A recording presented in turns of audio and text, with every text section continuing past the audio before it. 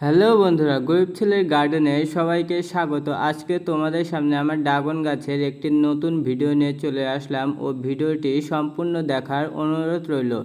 এখন তোমরা জানো সেপ্টেম্বর মাস চলছে ও এই মাসে দেখো আমার ড্রাগন গাছে কত সুন্দর ফলন হয়েছে।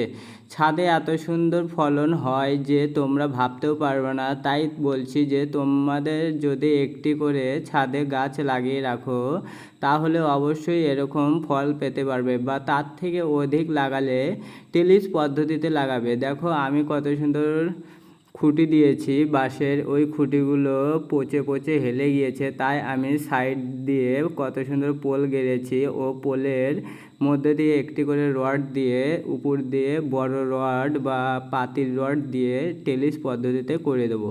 ও তোমরা ভিডিওতে দেখতে পাচ্ছো যে গাছে কত সুন্দর পাকা পাকা লাল টুসটুসে ফল, এর পাশাপাশি একটি কলিও দেখতে পাচ্ছ ও কলির পাশাপাশি একটি দেখো কত সুন্দর কাঁচা ফলও গাছে আছে।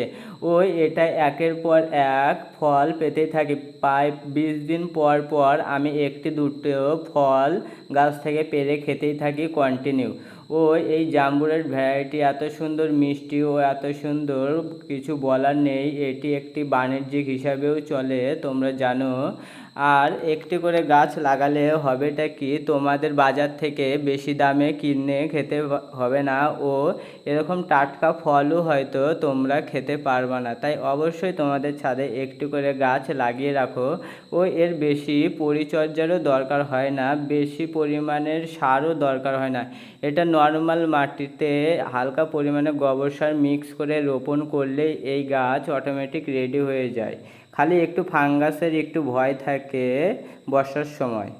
আর ভিডিওটি কেমন লাগলো কমেন্ট করে অবশ্যই জানিও। আর নতুন নতুন ভিডিও দেখার জন্য চ্যানেলটিকে প্লিজ সাবস্ক্রাইব করে রাখো। দেখা হচ্ছে বাই বাই পরের ভিডিওতে।